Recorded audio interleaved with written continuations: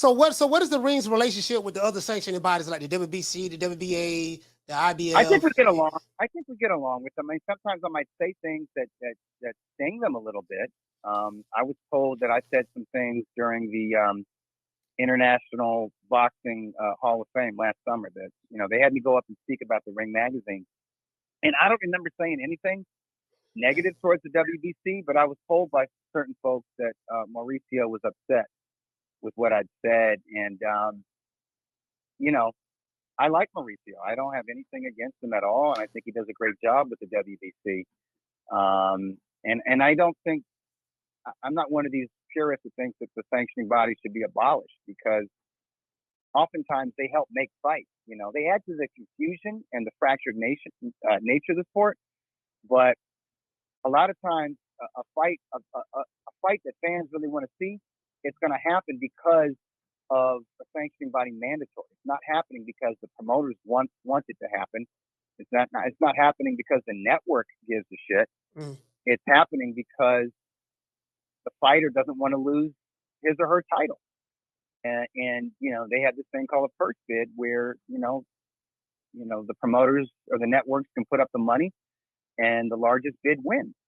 And I like that. That's fair. So there is a positive impact that sanctioning bodies can have on the sport. And, listen, it helps fighters make money. When a fighter gets a world title or even like a secondary world title, they get paid more money. That's in the fighter's contract.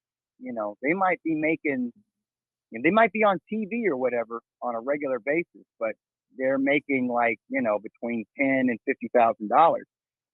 But it'll be in their contract that they got to get over six figures once they get a hold of a major recognized world title. Okay. So it helps the fighters make money, and I'm all for that. But getting back to Sulaiman, I wrote him an email, and I wanted to talk to him face to face, as a matter of fact, and I was going to do that at their convention. They had a convention last year in Cancun, and I wasn't healthy enough at the time. I had some nerve issues or whatever, and it made flying really difficult. So I was staying home, but I reached out to him and told him, that I respect him and I don't have any ill feelings towards him or anybody else, with the sanctioning organizations. I don't view the Ring magazine as a sanctioning organization. I'm not trying to replace anybody. I do believe that the Ring magazine championship belt is the most prestigious in the sport. And I have my reasons for that. I know I'm biased because I'm with the Ring. I've been with the Ring for years. I'm the editor-in-chief, but I felt the same way before I was affiliated with Ring magazine. And I can tell you why. You know what I mean? It's just, to me, it's the purity of it. It's the fact that we don't collect a sanctioning fee. It's the fact that it's only a special fighter. A fighter has to go through hell to get it. Has to really walk through that gauntlet to earn a Ring magazine championship belt. And as much as I love Mauricio Sulaiman, and I think the WBC does they're great at marketing, right? That green belt. I mean, as far as an iconic belt, the WBC is on par with Ring magazine. You know what I mean? I mean, with Ring magazine, you see these iconic fighters from yesteryear, like Henry Armstrong and Joe Louis, or Rocky Marciano with the Ring magazine championship belt. Even like the first Rocky movies, Stallone is holding up the Ring magazine championship belt after he beat Apollo Creed in the sequel.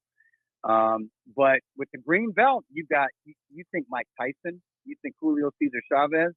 It gets no better than that. So, I mean, I know the green belt is coveted by fighters internationally, and I know that fans recognize the green belt. But it's like, this is just my humble opinion, it's oversaturation, too much. Okay. All those belts look alike. A WBC youth title looks very much like a WBC world title. A WBC silver title looks just like the world title. WBC diamond belt they all look alike. They give out green belts to amateurs now. The amateurs are walking around like their shit don't stink. But yeah, man, WBC champ here. It's like, man, everybody's got a WBC belt. You know what I mean? And they're good with it. You know, like after the fight, they're in the ring. Even before the fighter can say that first word with the post-fight interviewer, they're going to put a T-shirt, WBC T-shirt on them. They're going to put a hat on them, right? You know, if you're Tyson Fury, they'll give you a green tie. You know, they got bracelets. They got a medallion. It looks like an Olympic gold medal. They got a medallion that they give the award to the loser of the fight, you know. And, I mean, I feel like if the WBC could sanction every bout on every card, they would do that. But to me, that dilutes what a world champion is. If everybody can't be a world champion. You understand what I'm saying? I totally agree with that. So basically, what you said, belts do matter because if fighters get belts, then they can make more money by having the belt, and they raise their status, and they take a step forward in the sport. Generally speaking, if a fighter wins one of these sanctioning body belts, WBO, IBF, WBA, WBC, they're going to move up in our rankings. If they're not already in the top 5, if they weren't ranked, getting that belt, generally speaking, it's going to get them in the top 10. Okay. And then they defend it a while, they're going to move up the rankings, especially if they're looking good, especially if those opponents are tough. If they unify, that's when they move into the top 5. And generally speaking, if a fighter can get all those belts, they're going to win the Ring Magazine Championship belt if they didn't earn it on their way to becoming undisputed, like Josh Taylor did. Man, I'm out of here, bro. Let's go.